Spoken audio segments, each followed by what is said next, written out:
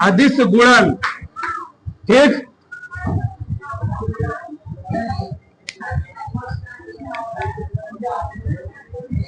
Product of two scalar vector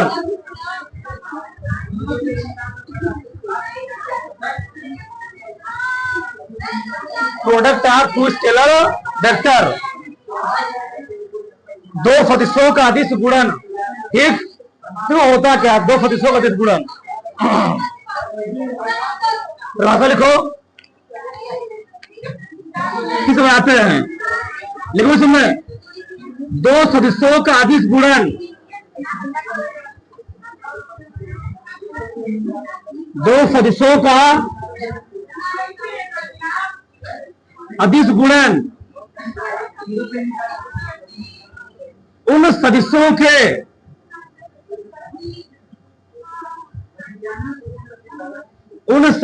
के परिमाणों, उन सदिशों के परिमाणों तथा उनके बीच बने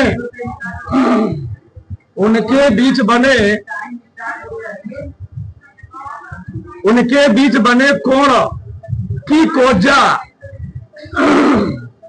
की कोज्जा के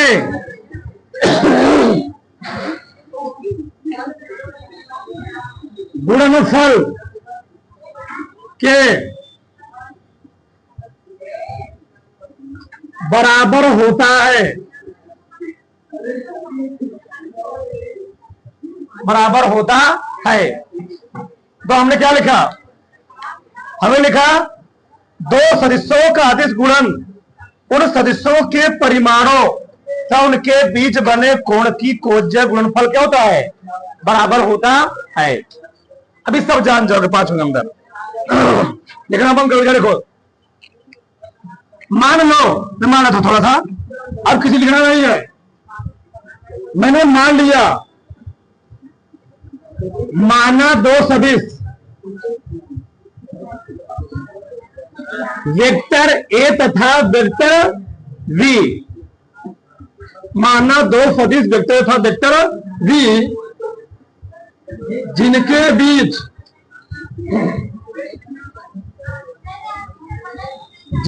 बीच बना कोण थीटा है। मैंने मान लिया दो सदिश, वेक्टर कौन है जी, वेक्टर बी है, और उनके बीच कितना एंगल बन रहा है, उनके बीच थीटा कोण बन रहा है। कितना कोण, थीटा। चलो, ए है मान लो वेक्टर ए और ए है वेक्टर बी, इन दोनों सदिशों के बीच में कितना कोण बन रहा है, कोण बन रहा है थीटा। एक चीज ध्यान से समझना, जहां समझ तो बोलना वहां पर। ये मैंने दो सदिश लिया, ए मान लो पॉइंट ओ है, क्या है, पॉइंट ओ है, ए सदिश ए है, सदिश बी है, इसके बीच कितना कोण बना, थीटा। दो सदिशों के अदिश गुणन को यानी स्केलर प्रोडक्ट को हम लोग दिखाते हैं डॉट से। किसे दिखाते हैं, डॉट से, ये भी दिखाऊंगा मैं। यानी जो अदिश गुणन होता है उसी में करना, उसमें लाइन लिखो, इसे डॉट, ऐसे डॉट है से व्यक्त करते हैं, व्यक्त करते हैं। समझ रहा? अब यहां ध्यान समझना, हमने क्या बोला, vector A dot vector B, ये डॉट है, क्या है, डॉट है। अगर दो सदिशों के बीच में डॉट लग जाए, इससे तो कौन गुणन है, वो अदिश गुणन है। ए डॉट बी बराबर हम क्या लिखेंगे, ए बी कॉस थीटा तुम लोग मैथ में टेंथ में पढ़े रहे होगे, साइन को हम लोग कहते हैं जा, कॉस को हम लोग कहते हैं कोजा, और टैन को हम लोग बोलते हैं अस्पर्शज्या। क्या बोलते हैं? अस्पर्शज्या। साइन को जा बोलते हैं, स्नेल के लिए पढ़े हो ना, स्नेल के लिए हम लोग साइन को जा बोल रहे थे। कास को कोजा बोलते हैं और टैन को स्पर्शज्या बोलते हैं। यहाँ पर कास है, क्या आएगा? कास। जान जाओगी, इधर देखो, यानी vector A dot vector B बराबर माड में ए माड में बी कॉस थीटा। अब प्रधान समझो ध्यान से, दो सदिशों का अदिश गुणन, दो सदिश है, सदिश वगैरह सदिश चिन्ह है, दो सदिशों का सदिश गुणन, सदिश गुणन कौन? अदिश गुणन। दो सदिशों का अदिश गुणन, अदिश गुणन ध्यान रखना, दो सदिशों का अदिश गुणन उन सदिशों के परिमाणों, जब किसी सदिश के आसपास दो समांतर रेखाएं खींच दी जाए उसको हम लोग क्या बोलते हैं? परिमाण। उन सदिशों के परिमाणों तथा उनके बीच बने कोण की कोज्या, ये क्या है? उनके सदिश के परिमाण है, उनके बीच बने कोण की कोज्या के गुणनफल। यहाँ पर क्या है जी? गुणा है। क्या है? गुणा है। गुणनफल क्या होता है? बराबर होता है। किसी को डाउट? किसी को समस्या जी? फिर से, दो सदिशों का अदिश गुणन उन सदिशों के परिमाणों तथा उनके बीच बने कोण की कोज्या के गुणनफल के क्या होता है? अब बताओ इसके सरल क्या परिभाषा होगा? दो सदिशों का अदिश गुणन उन सदिशों के परिमाणों तथा उनके बीच बने कोण की कोज्या के गुणनफल के, चलो गुणनफल दिखा दे रहा हूं तुम्हें, तुम डॉट प्रोडक्ट क्या दिख रहा होगा? Dot product. ये ऑप्शन हो गया ना? ठीक हो गया। चलो, यानी ये है अदिश गुणन। क्या है? ये है अदिश गुणन, और ये क्या है? कोज्या। क्या है? कोज्या। ठीक। और अदिश गुणन हमको कैसे दिखाएंगे जी? डॉट से। कैसे दिखाएंगे? डॉट से। बताओ यहां तक किसी कोई डाउट? तो दो सदिशों का अदिश गुणन उन सदिशों के परिमाणों तथा उनके बीच बने कोण की कोज्या के गुणनफल के बराबर होता है। अब मान लो, दो ध्यान से, सुनो ध्यान से, मान लो मैंने माना किसी पिन पर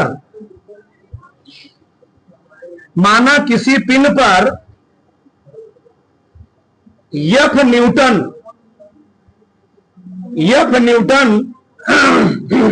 का बल कार्य करने से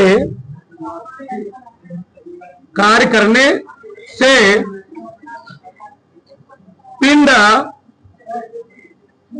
यस मीटर, ये क्या है?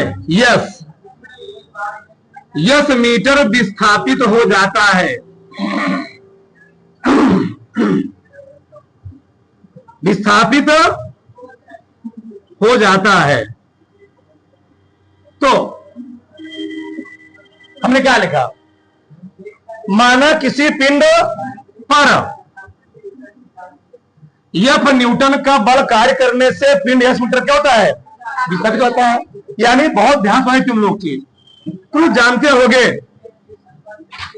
अगर मान लो कोई पिंड ऐसे मान लो किसी प्लेन पर रखा है, ऐसे मान ऐसे, इस पर मान लो फोर्स काम किया एफ, तो फोर्स काम करने से इस पिंड में क्या हो गया? विस्थापन हो। क्या हो गया जी?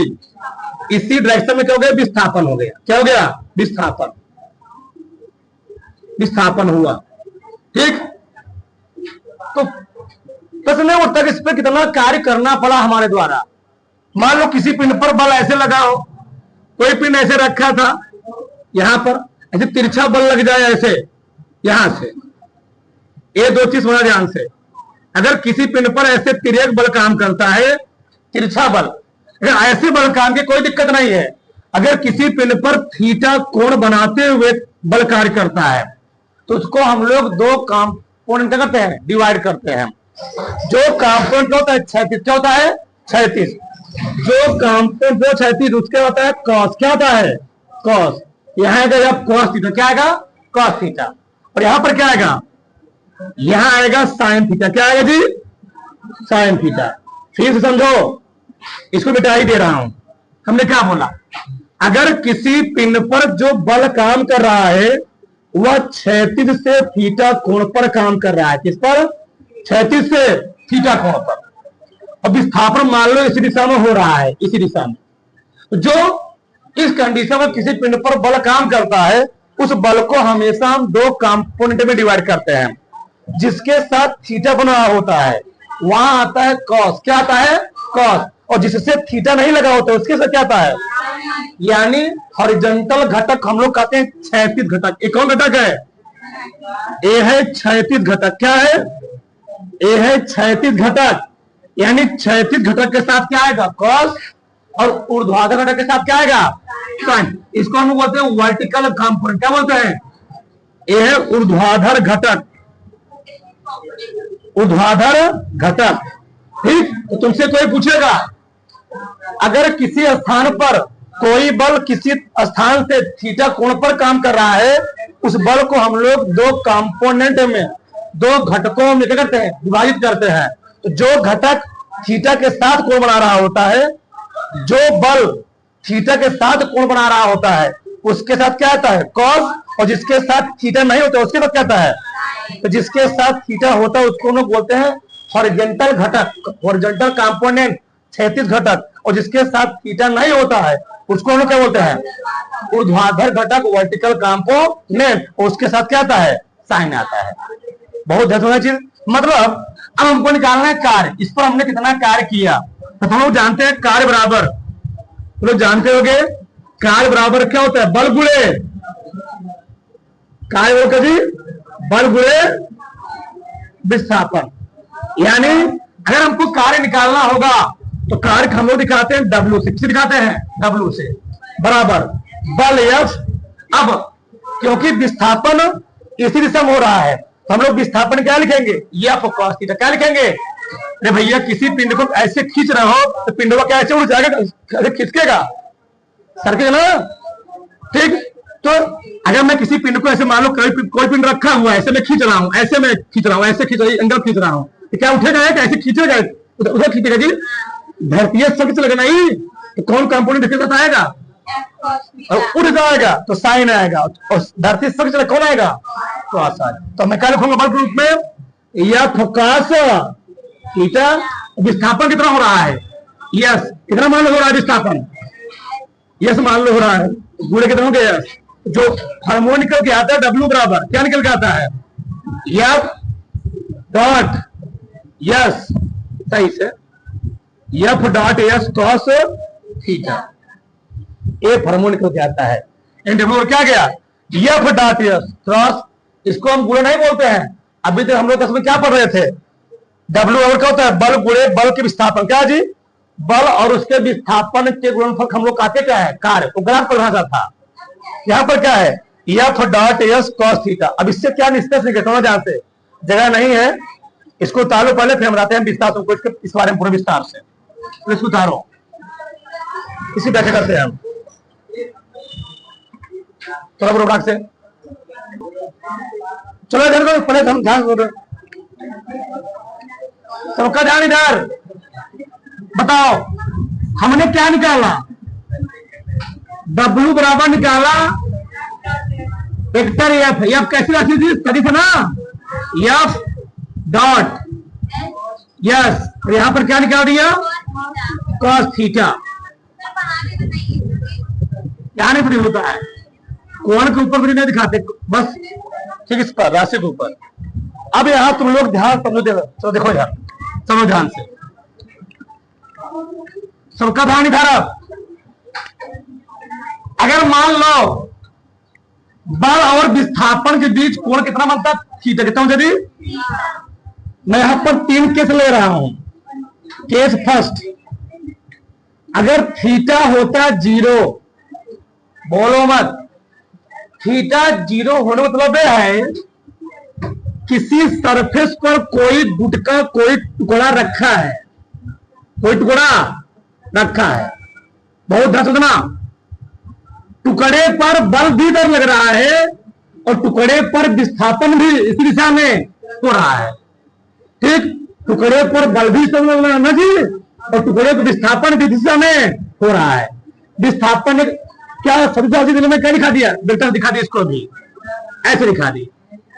विस्थापन मान लो नहीं हुआ, जीरो हुआ, ठीक, विस्थापन नहीं हुआ, शून्य हो गया, तो कितना हमने कार्य किया उस पर। तो लोग पढ़ रहे थे कैसे, ध्यान देगा, W बराबर F, vector F dot vector S, बताओ कोण कितना बनेगा, cos। अच्छा क्यों बनेगा, भैया जिस दिशा में मैं पिंड को खींच रहा हूं, पिंड उसी दिशा में क्या हो रहा है, पिंड उसी दिशा में विस्थापित हो रहा है, मतलब विस्थापन भी इधर ही हो रहा है, कहने समझे। जिधर मैं पिंड को खींच रहा हूं विस्थापन क्या हो रहा है, उधर हो रहा है। जैसे मान लो तुम दीवार पर बल लगाओ, क्या दीवार आगे चली जाएगी, तो दीवार विस्थापन नहीं होगा। तो एक कंडीशन, उस कंडीशन में विस्थापन नहीं हुआ तब भी वर्ग कितना होगा, जीरो होगा। या मैं किसी पिंड पर बल लगाऊं तो जिधर मैं बल लगा रहा हूं उस पिंड पर विस्थापन भी उधर ही हो रहा हो, तब भी हमारे उस पर कोनो कार्य नहीं किया जाए। कैसे, क्यों भैया, दोनों रेखाएं क्योंकि समांतर क्या होंगी, समांतर। और तुम लोग जानते हो दो समांतर रेखाओं के बीच कोण कितना बनेगा, 0 डिग्री। कितना होता है, दो समांतर रेखाओं के बीच कितना कोण होता जी, क्योंकि बल भी लग रहा है और विस्थापन भी इधर ही हो रहा है, तो दो समांतर रेखा होंगे ना, और दो समांतर रेखाओं के बीच कोण कितना बनता है, 0। कितना बनता है, 0। और तुम लोग जानते हो cos 0 मान कितना होता है, cos 0 मान कितना होता है, 1 होता ना जी, बताओ ध्यान से, तो समझो। तो यहां पर W क्या देगा, vector F dot vector yes, यानी इस कंडीशन में हमको उस पर अधिकतम कार्य करना पड़ेगा, अधिकतम कार्य करना, ध्यान रखना। मतलब जिस दिशा में मैं बल लगा रहा हूं उसी दिशा में क्या हो रहा है, विस्थापन हो रहा है। हमको इस कंडीशन में क्या करना पड़ेगा, पिंड पर अधिकतम कार्य करना पड़ेगा। अच्छा 1 मिनट आगे देखो, केस सेकंड, ये क्या हुआ जी, जिस दिशा में पिंड पर बल लग रहा है विस्थापन उसी दिशा में होगा, हमको क्या करना पड़ेगा, अधिकतम कार्य करना पड़ेगा। मान लो केस सेकंड हो गया, केस सेकंड। अब केस सेकंड क्या है, मतलब थीटा बन गया 90, कितना बन गया 90। 90 में तो क्या है, मान लो प्लेटफार्म है, क्या है, प्लेटफार्म है, और प्लेटफार्म तुम लोग जानते हो कोई कुली, क्या, कोई कुली अपने सिर पर कोई बोझा रखा है, क्या रखा है, सिर पर, और बोझा लेकर कहां चल रहा है, बोझा लेकर प्लेटफार्म पर चल रहा है। तो बोझा यहां पर है, मतलब कुली और बोझा बीच में विस्थापन, कुली चल रहा है आगे की ओर, कुली चल रहा है आगे की ओर, बल कितना लग रहा है, ऊपर की ओर। बताओ बल और विस्थापन भी कितना कोण बनेगा, 90 डिग्री। तो उस कंडीशन में कुली क्या कार्य करेगा, देखो ध्यान से, W बराबर vector F vector yes, cos क्या लिखोगे, और कॉस 90 मान कितना होता है, सब लोग जानते होंगे, कॉस 90 का मान 0 होता है। कितना होता है, 0। बताओ तो क्या बताओ, vector F dot vector S, और गुणे क्या जी, गुणे हो गया 0, यानी पूरा कितना हो गया, पूरा कार्य हो गया 0। यानी अगर कोई कुली प्लेटफार्म पर अपने ऊपर कितना बड़ा बोझा लेकर चल रहा हो, यानी कुली कोनो कार्य नहीं कर रहा है, और पुलिस का दो तुम कोनो कार्य नहीं करो, तुमको पैसा नहीं देंगे, तो बोझा क्या वह फेंक देगा, तो घराने लगेगा, ठीक। लेकिन तो बोले अगर वही कुली, बोलो मत, अगर वही कुली अगर सीढ़ी पर चढ़ने लगा, क्या किया, सीढ़ी पर चढ़ने लगा, अब कुली द्वारा कार्य किए जा रहा है, ध्यान रखना, ठीक। तो साइंस का काम नहीं कर रहे, साइंस कह रहा है कि देख लो, आगे समझो और ध्यान रखना। हम लोग हमेशा 3 कंडीशन में क्वेश्चन निकालेंगे, 3 कंडीशन में। चलो इधर देखो, एक कंडीशन और निकालते हैं, बोलो मत, केस सेकंड, क्या जी, case second, case second. Third क्या होगा, मान लो हमने किसी पिंड पर बल लगाया, तो बल तो लगाया लेकिन उसमें विस्थापन कितना हो गया, 0। ये क्या है, ये प्लेटफार्म तुमको याद भी रहेगा, ये क्या है, प्लेट फार्म है, और ये क्या है, कुली है, क्या है, कुली। मान लो एक कोई सरफेस है, इस सरफेस पर कोई दीवार खड़ी है, क्या खड़ी है, कोई दीवार खड़ी है, बहुत समझो, ठीक। इस दीवार को हम धक्का लगा रहे जी, इस दीवार को हम धक्का लगा रहे हैं, चलो हमारा हाथ बढ़ गया, ठीक। ये दीवार आगे नहीं जा रही, यानी दीवार में विस्थापन कितना है, 0 है। दीवार में विस्थापन कितना है, 0। अब बताओ हमारे द्वारा कोई कार्य किया जाएगा? इस कंडीशन में भी W बराबर क्या, vector yes, vector F dot yes, कहा क्या, कॉस कितना जी, तो यस कितना है, 0। तो वेक्टर F क्या हो गया यहाँ पर, डॉट 0, यहाँ पर क्या हो गया, कॉस, यानी इस कंडीशन में कार्य कितना हो गया, इस कंडीशन में भी कार्य कितना होगा, 0। तो ये है दीवार, क्या है, दीवार। मैं ऐसे किसी पिंड पर बल लगा रहा हूं, उस पिंड पर कोई विस्थापन नहीं हो रहा है, तब भी हमारे द्वारा कोनो कार्य नहीं किया जाएगा। एक कंडीशन और बनता है, cos 180, मान लो कैसे, केस 4, केस 4 क्या है, जब मान लो, बोलो मत, ये है कोई प्लेन, यहां पर कोई खड़ी है दीवार, क्या खड़ी है, दीवार, दीवार खड़ी है। मैंने दीवार से कोई बाल क्या किया, फेंक दिया, कोई बाल क्या कीजिए, फेंक दिया, यहां से कोनो बाल को फेंक दिया मैंने, चलो ठीक, ये बाल मैंने फेंका, बाल तो मैंने फेंका दीवार की ओर, लेकिन बाल क्या हो गया, वापस आ गया। मान लो बाल आ रहा है, हमने बाल ऐसे सीधे फेंका, बाल किसे कैसे है ना, तो कितना घूम रहा है, मान लो वो बनाया 180 डिग्री, कितना है थी। अब उस कंडीशन कितना कार्य होगा, तो यहां से, यानी W बराबर वेक्टर F यस, कॉस कितना, थीटा ना, रखो वेक्टर S, वेक्टर क्या लिखोगे, cos 180। अब cos 180 मान निकालना, 10 बड़े होना, कैसे निकालते हो, वेक्टर S, बताओ उधर देखो, समझो ध्यान से, तो मैं क्या लिखूंगा, cos 180, इसको लिख सकते हो cos 90 प्लस 90, cos 90 प्लस 90 दूसरे में पड़ेगा, और दूसरे में cos क्या होता है, निगेटिव क्या होता है, तो यहां पर क्या देगा, sin 90, क्या आएगा, sin 90 बदलेगा भाई ना, तो sin 90 मान कितना होता है, -1, कितना होता है, sin 90 मान 1 होता है, लेकिन यहां लगा क्या है, -1, तो -1 हो जाएगा। बताओ यहां पर क्या देगी, -1, क्या गया, -1, तो माइनस गुणा करो, कितना गया, W बराबर आ जाएगा -S, इतना आ गया। यानी इस कंडीशन में जो कार्य हुआ क्या हो गया जी, जो कार्य हुआ ऋणात्मक, क्या हो गया, ऋणात्मक। यानी मैंने किसी पिंड पर बल लगाया आगे की ओर, लेकिन पिंड किधर आ गया, पीछे की ओर। यहां पर लग रहा है न्यूटन का तीसरा नियम, क्रिया प्रतिक्रिया का नियम, बल लगा रहे हो आगे, लेकिन क्या हो रहा है, रिवर्स हो रहा है। हम लोग धरती पर क्यों चलते हैं, वहां पर क्या होता है, न्यूटन का थर्ड वाला काम करता है, क्रिया प्रतिक्रिया का। जितना स्पीड से हम धरती ढकेलेंगे, धरती हमको आगे की ओर ढकेलेगी, तो अपन न्यूटन का थर्ड वाला प्रयोग होता है, वही चीज यहां भी हो रहा है। और ध्यान रखना, अगर फिजिक्स में कहीं भी नेगेटिव साइन आ रहा है, इसका मतलब वहां पर हमारा क्या हो रहा है, विरोध हो रहा है। क्या हो रहा है, विरोध। मैं बाल को मार रहा हूं दीवार पर, बाल आगे ना जाकर के, जितना तेज मैं बाल को दीवार को मारूंगा, बाल उतना स्पीड से क्या होगा हमारे पास, बाल धीरे से मारोगे आराम से आएगी, तेज मारोगे करेंगे कुछ स्पीड से आएगी। यानी यहाँ पर विपरीत हो रहा है, हमारे यहाँ पर क्या विरोध किया जा रहा है। तो माइनस यही बता रहा है कि हमारे विपरीत में क्या कर रहा है, बल का कार्य हो रहा है जी, याद मान लेना। भैया बाल को मैं फेंक रहा हूं आगे, कार्य में कर रहा हूं आगे, लेकिन बाल किधर आ रहा है, पीछे, हमारे विपरीत कार्य हो रहा है।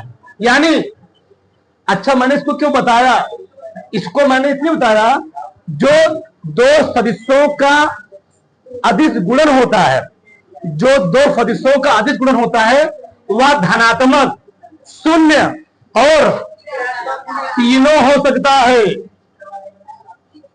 दो सदिशों का अदिश गुणनफल, ये धनात्मक मान है, ये शून्य मान है, और ये क्या है, तीनों हो सकता है। बताओ यहां पर कोनो पॉइंट किसी कोई डाउट है।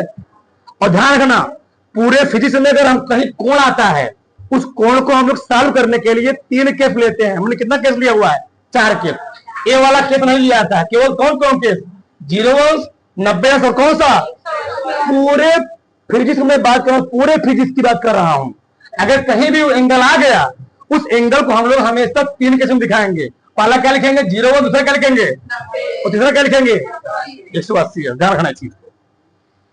बताओ यहां तक किसी कोई डाउट, कुछ पूरा अच्छी तरह बना, उत्तर जल्दी फिर आगे हम बात करें।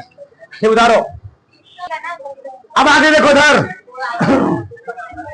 आगे हम लोग क्या पढ़ेंगे, दो सदिशों के अदिश गुण के गुण। पहला पॉइंट लिखो, पहला पॉइंट 8 पॉइंट है। आज कितने पॉइंट हो गए, टाइम ही बहुत कम बचा। लिखो पहला पॉइंट, दो सदिशों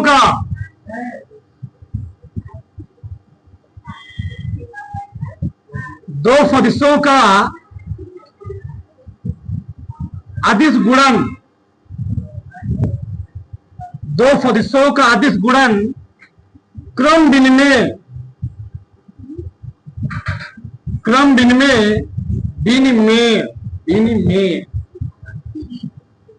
नियम का,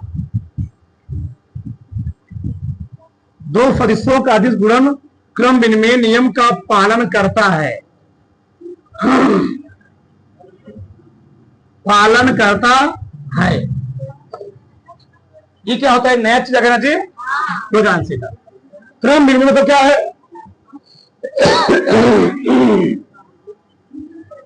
अगर लिखा गया हो vector A dot vector B, क्या लिखा गया हो, vector A dot vector B, तो इसको हम ऐसे लिख सकते हैं वेक्टर बी डॉट वेक्टर, ये होता है क्रम विनिमय। यानी क्रम बदल दोगे कोई फर्क पड़ने का नहीं।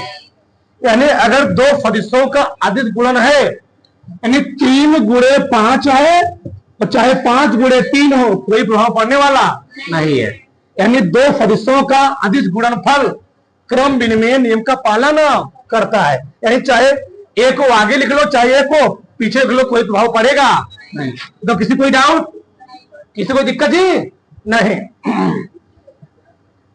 किसी को दिक्कत आओ, यानी चाहे ए को आगे लिखो, चाहे बी को आगे लिख लो, चाहे ए को पीछे लिखो, बी को आगे लिख लो, कोई दिक्कत उसको पड़ेगा नहीं। यानी मान में कोई परिवर्तन नहीं होगा। उतारो इसको, पहला पॉइंट लिखो, दूसरा लिखो, दो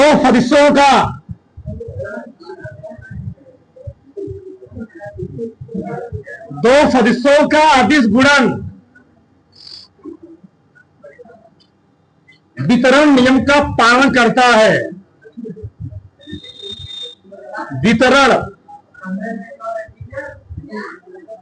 नियम का पालन करता है,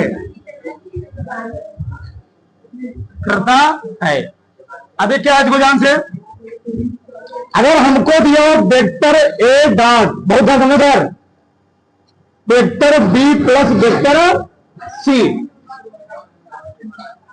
बहुत ध्यान समझदार, हमको दिया vector A dot vector B plus vector C, तो जो ए है ना, ए का डॉट प्रोडक्ट किसके साथ हो जाएगा, बी के साथ भी, और ए का डॉट प्रोडक्ट किसके साथ हो जाएगा, ये होता है वितरण नियम। मतलब दोनों पर डिस्ट्रीब्यूट हो जाएगा, दोनों पर अलग अलग वितरित हो जाएगा। यानी ए पहले किस पर वितरित होगा, बी पर, फिर किस पर, यानी मैं इसको से लिखूंगा vector A dot vector, point नहीं बोलोगे, बी, और वेक्टर ए डॉट वेक्टर, ये होता है वितरण नियम। यानी दोनों पर अलग अलग क्या हो जाएगा, वितरित हो जाएगा, समझ, तो क्या वितरण नियम। बनाओ इसको, पहले अच्छे बनाते रहो, और जहां ना समझ बोलते रहो, वहां पर नहीं समझ में आया। ये पॉइंट नंबर 2 हुआ। चलो पॉइंट नंबर 3, दो सदिशों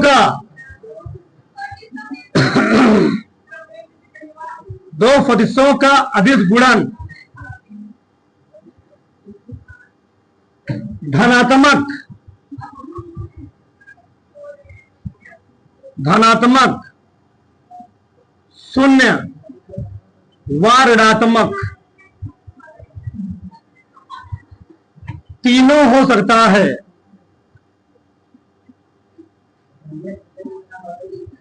तीनों हो सकता है।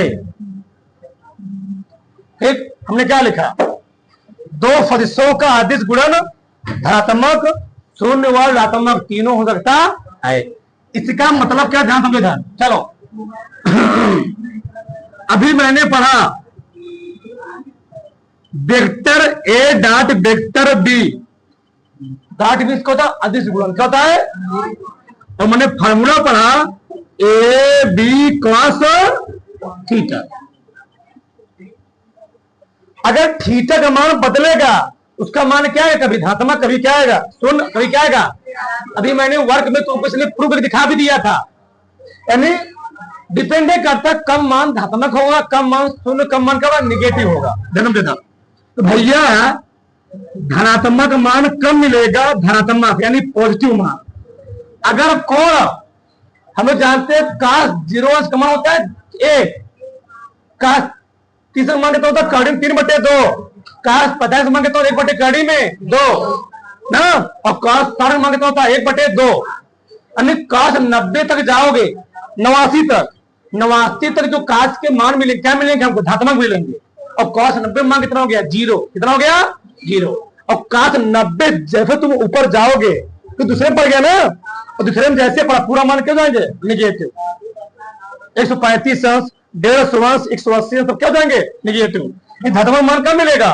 अगर कोण 0 अंश है तब भी धनात्मक आएगा, कोण 30 अंश है तभी धनात्मक आएगा, कोण 45 है तभी क्या धनात्मक, कोण 7 है तभी क्या कहती? कैसे? तभी cos 0 अंश का मान 1 होता है, धनात्मक होता है। cos 30 मान कितना होता है? कड़ी में 3/2 होता है, धनात्मक होता है। वहीं पर तो शून्य कब आएगा? शून्य कब आएगा? 90 पर शून्य आ जाएगा। और नेगेटिव कब आएगा? 90 से ज्यादा पर। 90 से अभी मैं दिखा भी तुमको 180 नहीं, 90 ज्यादा तो समझ रहे हो? 150 हो जाए, 150 हो जाए, 180 हो जाए तब क्या मिलेगा यहां पर तुमको? तब 90 से ज्यादा सब क्या मिलेगा? नेगेटिव मिलेगा। उतारो उसको, उतारो आगे। पॉइंट नंबर 4,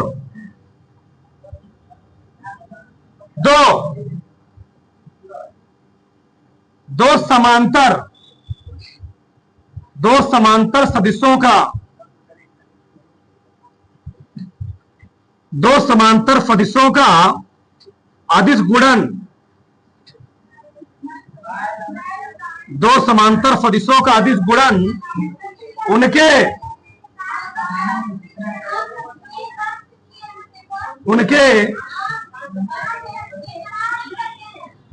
परिमाण के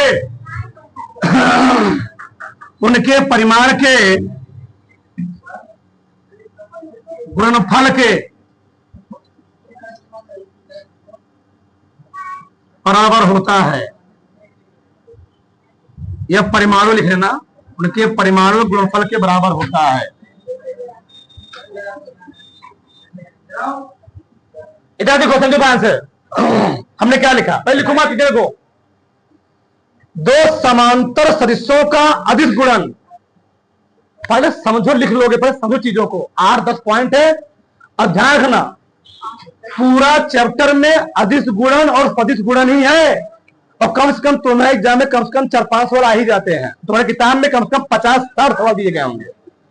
अदिश और सदिश पर तुम्हारे किताब में 50 से 60 सवाल दिए गए होंगे, और मैं बहुत सारे सवाल यहां लगवाऊंगा। बिना प्रॉपर्टी पर तुमको घुसाने वाला नहीं है, प्रॉपर्टी में उसका है। ये देखो, तो दो समांतर सदिशों का अदिश गुणन उनके परिमाणों के गुणनफल के क्या होता है? कैसे हुआ बराबर हो जानते हैं। अच्छा बताओ, समांतर तो क्या होता है? एक सदिश मान लो बच्चा ए है, ये मान लो वेक्टर ए है, एक सदिश पढ़ा चुका हूं समांतर सदिश। समांतर सदिश क्या होता है? चाहे समांतर बनो जी, बताओ, दोनों रेखाएं समांतर है, और दो समांतर रेखाओं भी बताओ कितना कोण बनता है? 0। दो समांतर रेखाओं के बीच कोण कितना बनेगा?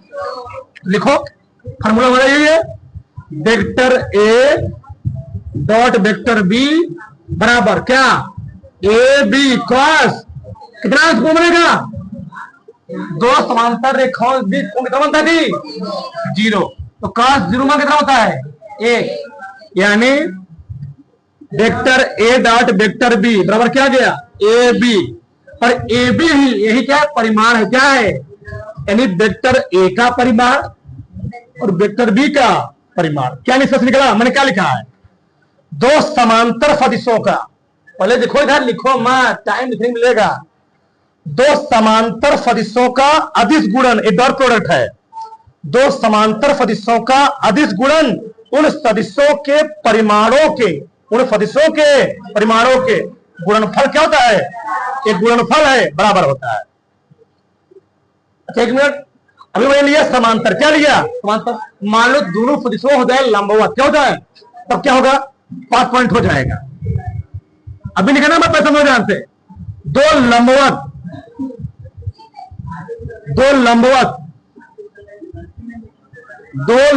सदिशों का अदिश गुणन, दो लंबवत सदिशों का अदिश गुणन तो क्या होता है, शून्य होता है। क्यों जी, कैसे योगदान इधर नहीं, लंबवत मतलब वो मैं होता है, मान लो वेक्टर क्या है, ए है, क्या है वेक्टर ए है, और ये क्या है, ए वेक्टर बी है, तो इनके भी कितना कोण बनेगा, 90 डिग्री। बताओ, तो वेक्टर ए डॉट जब वेक्टर बी निकालोगे तो ए बी क्या देगा, कॉस, और 11 में पहुंच चुके हो, सब लोग जानते भी हो गए, कॉस 90 मान कितना होता है, 0, कॉस 90 मान कितना होता है, तो पूरा टर्म क्या जाएगा जी, पूरा टर्म आ जाएगा 0, वेक्टर ए डॉट वेक्टर कितना आ गया, 0 आ गया। यानी दो समांतर सदिशों का अदिश गुणन कितना होता है, उनके परिमाणु गुणनफल के बराबर होता है, और दो लंबो सदिशों का अदिश गुणनफल कितना होता है, 0 होता है। होता है इतना पहले। ऐसे 4 पॉइंट और हैं चारों बराबर से। अगला पॉइंट लिखो जी, हाँ पॉइंट नंबर 6 लिखो, दो सदिशों का,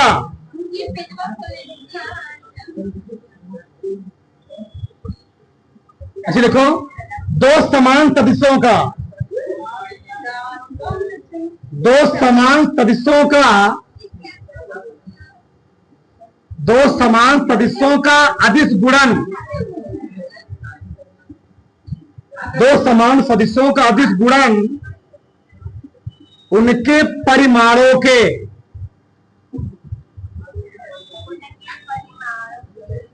उनके परिमाणों के वर्ग के, वर्ग के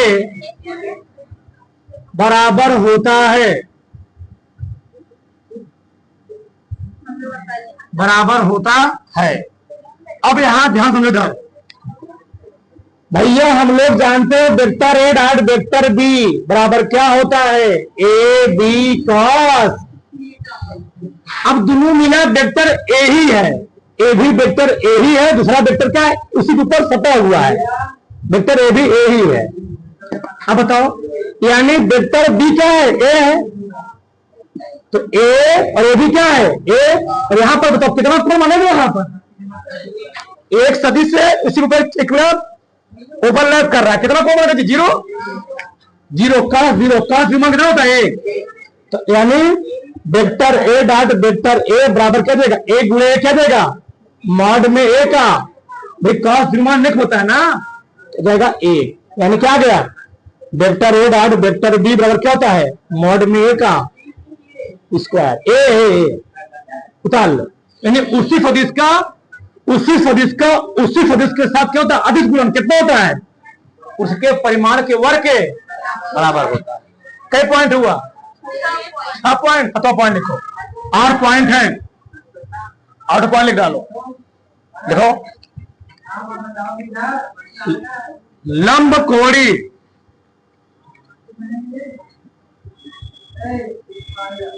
लंब कोड़ी एकांक सदिशों, लंब कोड़ी एकांक सदिशों का मान निम्नवत होता है। यही सबसे मोस्ट इंपॉर्टेंट है, 7वां पॉइंट ध्यान रखना, वेरी मोस्ट इंपॉर्टेंट ध्यान रखना। ये क्या होता था, यहां से मैंने कल तुमको बताया था, लंब कोणीय एकांक सदिश क्या होता है, ये क्या है, एक्स अक्ष क्या है, ये क्या है, ये क्या है, एक्स अक्ष की दिशा में एकांक सदिश क्या होता है, बताया ना, आई के वाई दिशा में, जेड अक्ष दिशा में, ठीक है। ये है ओ, ये क्या है ओ। अब यहां तुम ध्यान समझो, ध्यान से। अगर मैं I.I लिखूं फिर से अच्छे से, वेक्टर I.I लिखूं, I.I, या मैं लिखूं वेक्टर J,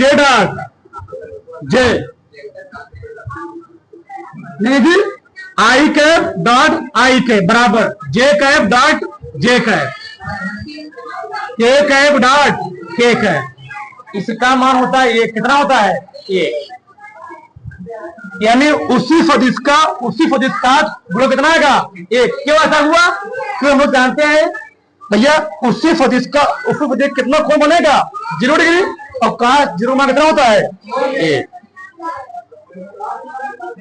आगे अगर दो मिला गए ऐसे, I cap J cap, J cap K cap, K cap I cap, ये तो 0 कितना होता है 0। कैसे भैया, I और J में कितना कोण बनेगा 90 डिग्री। कितना कोण बनेगा भैया? इस वाले कंडीशन में आएगा cos 0, और cos 0 मान कितना होता है 1। इस वाले I और J, चाहे I और J तब भी कोण 90 डिग्री बनेगा, चाहे वो J और K तब भी कोण कितना बनेगा 90 डिग्री, चाहे वो K और I तब भी कोण कितना बनेगा। और तुम लोग जानते हो cos 90 मान कितना होता है 0। ध्यान दो, I डॉट I कितना, J dot J, K dot K, I dot J, J dot K dot I। बहुत मेन है, ध्यान रखना। करो इतना, एक पॉइंट बचा, फिर लास्ट दिन खुआएंगे पूरा।